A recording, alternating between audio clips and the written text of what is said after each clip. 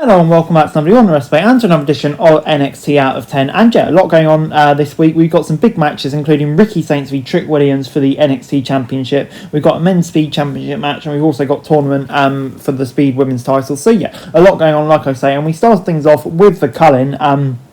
With Sean Spears, Nico Vance and Izzy Dane accompanying Paxi to the ring for a promo. Vance and Spears stood back in the corner while Dane and Paxi grabbed the mics. The champ was all smiles and the crowd chanted her name and you deserve it. Dane said the Cullen just wants what's best for Paxi and encouraged her to stop handing out title shots to everyone. Paxi says she wants everyone to get an opportunity, so nobody backstage feels like she did when she was grinding to get there. Fatal Influence showed up so JC Jane could talk some trash. Paxi agreed to give Jane a rematch at Gold Rush. This segment didn't overstay its welcome, but it felt like it could have been handled quicker if it was. Paxi is great in her role, as is Dane, but the repetitiveness of the feud with Fatal Influence kind of makes it hard to get invested, I guess. So yeah, moving on next up to the first match, and that was the Speed Championship. Was on the line in a 5-minute match with Americano defending against Troy. The Powerhouse immediately put Grande in a corner and started beating her, and the crowd was in the masked man's corner, but the champ eventually made a comeback as the match entered its second minute. The Speed Championship was designed for matches on social media, so the time limits have made sense, but as a TV concept, it never really has enough time to produce a great performance. Troy did his best, and Ludwig Kaiser is a great wrestler, whether he's under a mask or not, but this wasn't enough to make it stand out. I'm not saying it's bad, and it actually had a couple of good spots, but WWE needs to rework or probably scrap it, to be fair. The ref stopped Americano from using a metal plate in his mask, and it paved the way for Troy to hit the Black Hole Slam with just seconds to spare to win the title. I'll give the match a 5 out of 10, but it's excited to see what Troy can do with the belt.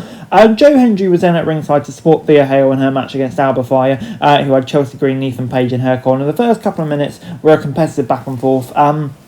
Hale seemed to have the upper hand with a springboard back senton, but Fire came back with a suicide dive to take her down as the show went to a break. Hale had the match in hand when All Ego decided to get on the apron to provide a distraction. All hell broke loose and everyone started fighting at ringside. Hale was able to get the pin with Sunset Flip during the chaos. While the ending was a bit over, but this was a fun match that had the crowd making a lot of noise the whole time. They brought good energy to the ring. So yeah, I'm going to give it a 6 out of 10. As we then got Skylar Ray versus Fallon Henry, but before that, Javon Evans came out to cut a promo with Leon Slater. Since he's not able to be there in person.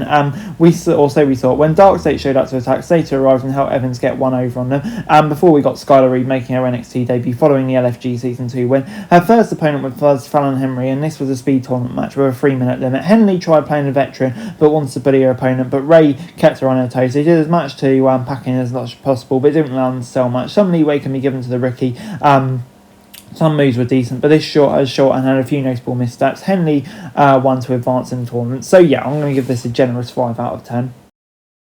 We then got Tavian Height versus Josh Briggs, and they were both fresh off losses in recent weeks, so they were looking to add a win to their records. As soon as the bell rang, both men ran into each other, and Briggs nailed a huge boot to the face to get an immediate advantage. Height struggled to recover, and the big man stomped him into the mat. The former NQCC standout began making a comeback during picture-in-picture. Both of these guys were in a very physical style, so this was the most competitive performance of the night up to that point. Heights managed to pull off the victory, but this was clearly not the end of the story. It wouldn't be surprising to see another match between these two really in the upcoming weeks. I'll give it a 6 out of 10. As we then got Ricky Saints versus Trick Williams in a last man standing match. Trick refused to use a kendo stick right away, but Saints managed to avoid his shots and steal it from him so he could unload it. The champ then sent his challenger out of the ring and started grabbing weapons under the ring. Once Williams had the upper hand, he tied Saints up in the ropes and hit him in his already injured Briggs with the kendo stick repeatedly. They were given a lot of time to work, but they didn't go overboard, given how many times one of them teased not being able to answer a 10 count. Despite being put through a table, Saints was able to get the victory. As he was celebrating, Obafemi closed the show. So yeah, I think that's a very interesting next few, probably the right one too. And yeah, on the whole, a very decent match as well between these two to close out. I'm going to give it a 6 out of 10. And overall, NXT this week gets a 5 out of 10. Yeah, I thought it was a bit of a mixed bag this week, NXT. There were some decent stuff on there, like the main event. Some bits, though, didn't really land.